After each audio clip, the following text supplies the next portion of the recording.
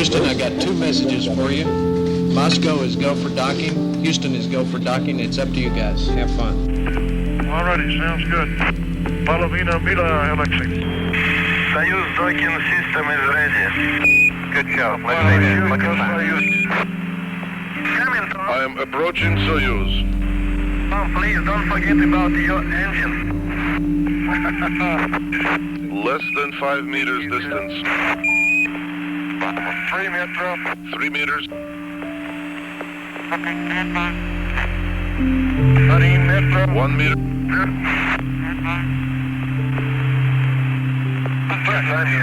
Contact. Capture. Tell Professor Bushuyev it was a soft docking. Well done, Tom. It was a good show.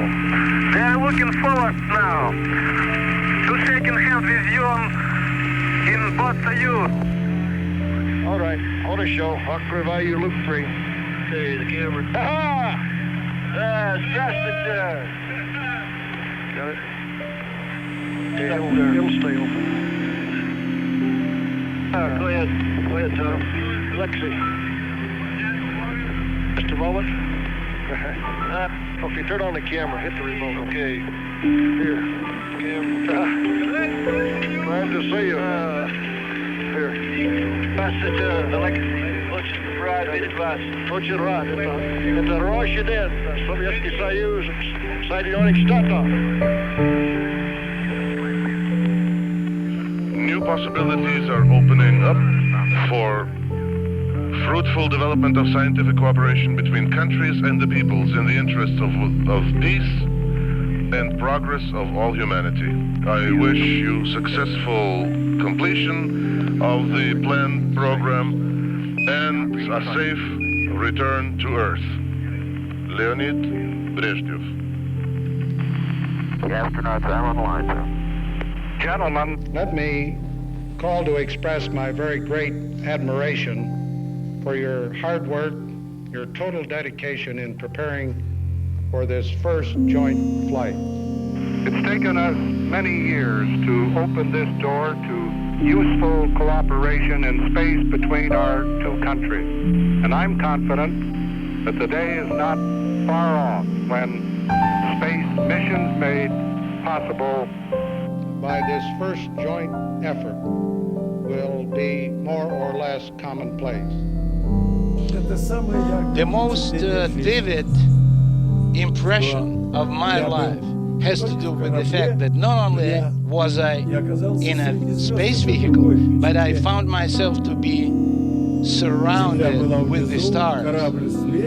Stars were on the right-hand side and the Earth was on the left-hand side, and it was just an enormous, unbelievable silence, which is something that comes back to me as a reminiscence of my first flight. As you moved outside of the Voskhod spacecraft, Pavel Belyayev, your crewmate, was watching very carefully. You wrote in an article for Air and Space magazine several years ago that you felt like a seagull with its wings outstretched, soaring high above the Earth. What was that experience like? It was a very short spacewalk, but you had great recollections of it. Well, this feeling is just the perception of space, the perception of environment.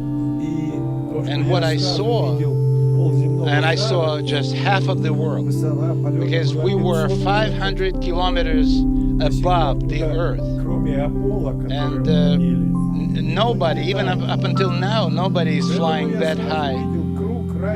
So I saw a radius of half of the planet of Earth, and the ability to see the whole Earth as a globe, pretty much, is something that was extremely attractive. And I could easily recognize the Black Sea, the Crimea, Romania, Bulgaria, Italy, looking up a little bit, Baltic Sea, and it was all within minutes, if not seconds. But the most impression had to do with the silence. And I heard how my heart was pounding.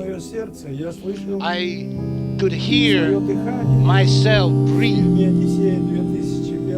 And I remembered Arthur Clarke and Stanley Kubrick, who, while doing this Space Odyssey, they worked a lot on the soundtrack.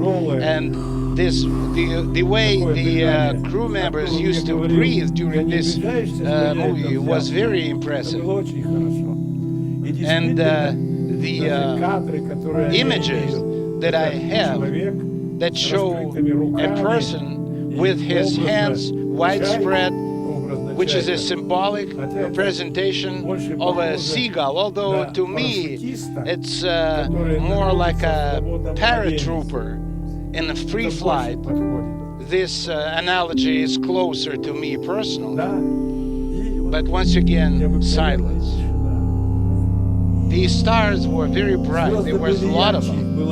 And it was interesting that they were everywhere. They were above and they were beneath. And on the ground, we can only see stars up in the sky. In space, they are everywhere.